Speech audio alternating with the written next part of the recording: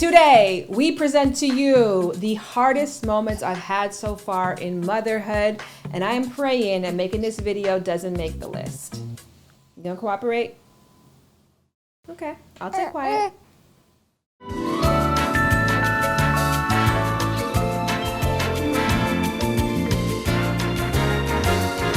Let's start with a light one and also an explanation as to why I'm wearing a bonnet right now. So if you follow our household Instagram account called Shared Vibe, you know that like many babies, Ryu loves her some hair.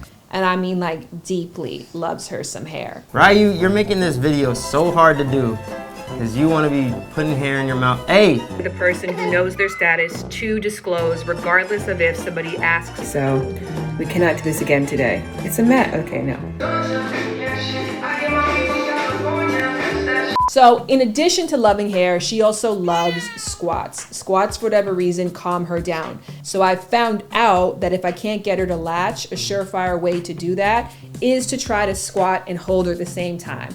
Now this also puts me in a height of anxiety because I'm moving, I have her sideways, I'm trying to get her on the boob. It's like a lot going on at one time. So on this particular day, I have my hair out. Not just my hair, but like a little bit of extra help too.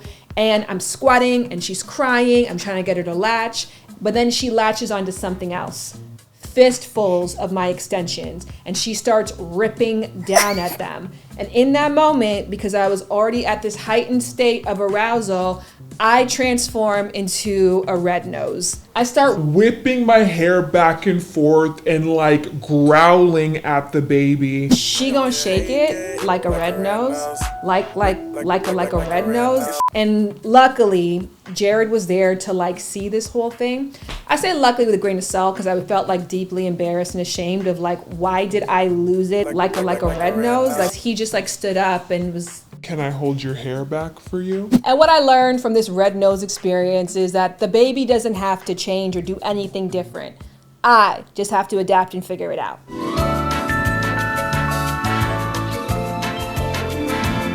By far the hardest moment I've faced in motherhood thus far came when I was at a fork in the road between my career and my devotion to being there for the baby. I knew this moment would come, I just didn't realize it would come so soon.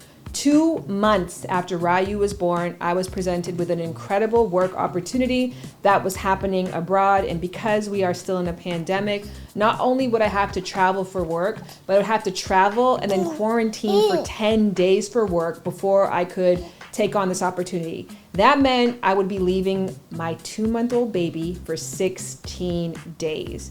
Now, because I thought just like you're thinking, that is crazy, my initial gut reaction was to turn down the opportunity and to say no. But then Jared and I were just having more enhanced conversations about it, and he was like, look, in a year's time, you're not gonna regret not going, but at the same time, you're not gonna miss anything if you do go.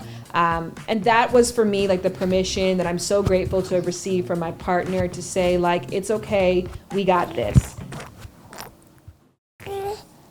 So with the support of Jared, I decided to make this sacrifice and leave my 2-month-old baby for 16 days, and it hurt. And I couldn't decide if it hurt so bad because of the biological separation between the two of us, or if it felt bad because I just experienced layers and pounds and generations of guilt for that decision. But the truth is, y'all see, she's completely fine. And in the time that I was away, everything was completely fine. I had stocked up enough breast milk so her routine didn't change. She didn't recognize me from a can of paint at the time anyways. And ultimately, like, life went on. The lesson here is that you are still a mom. Heck, even a great mom, even if you aren't physically there. You may not be able to tell this right now, but when Ryu was born, she was born tongue-tied. And that essentially means that her frenulum was attached to the tip of her tongue, which would have made it difficult for her to latch and breastfeed and could cause speech impediments down the line. Now, not everybody who is tongue-tied needs to do something about it, but because her tongue-tied was so tight, we decided that it was best for Ryu if we went and got that clipped. And in essence, the doctor just takes a little pair of scissors and then just snips and goes like that. So I get this appointment and I find out that not only can Jared not come in because it's a pandemic, but I have to assist the doctor in this procedure by holding the baby's head still. Then he says to me, it's only going to be a little bit of drop of blood. Like a little bit of drop of blood, just breastfeed her as soon as I leave the room and she'll be perfectly fine. So here we are working on this operation together. He does the incision and it looks like a scene out of Thriller. Ryu is screaming. The doctor jets and leaves the room. And then I am left here with this baby who's got blood everywhere, tears coming down her eyes. I'm crying, she's crying. Then I pop my boob out and I put it in her mouth and it worked out just fine. The lesson in this for me was you gotta do what needs to be done, even when it's not fun. Hun?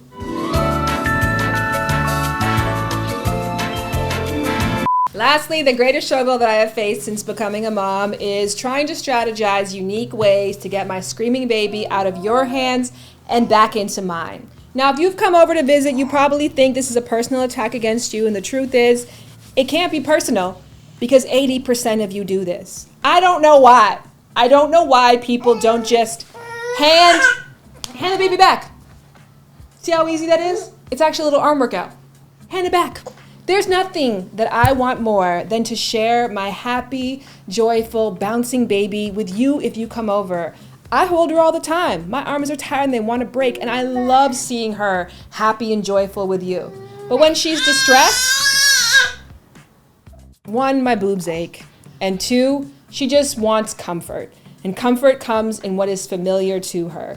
Now, not to say that I can calm her down, because as you can see, she's an unruly baby, but I have a better chance of calming her down. And it is so awkward for me to stand there while you try 70 different things and then look at the baby and say, why won't you calm down? Why won't you calm down? Because you won't pass me back to mom. Because you won't pass me back to mom. And I get it, because at the end of the day, it's not that big of a deal if she cries. She will survive, life will go on.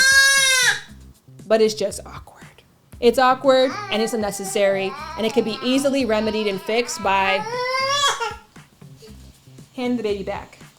See, even the activity of handing her back makes her happy. Sometimes she just needs a little mama reset, and then I can slide her right back. Little mama reset, slide her right back. The lesson that I learned with this one is that everything is less awkward when you do it with a smile. Have I had to box some of you out? Absolutely. Have we low-key struggled over the baby sometimes? Yes. But I just keep on smiling and doing what I think is best for the baby, and everything is working out just fine so far. And that's the real moral of the story.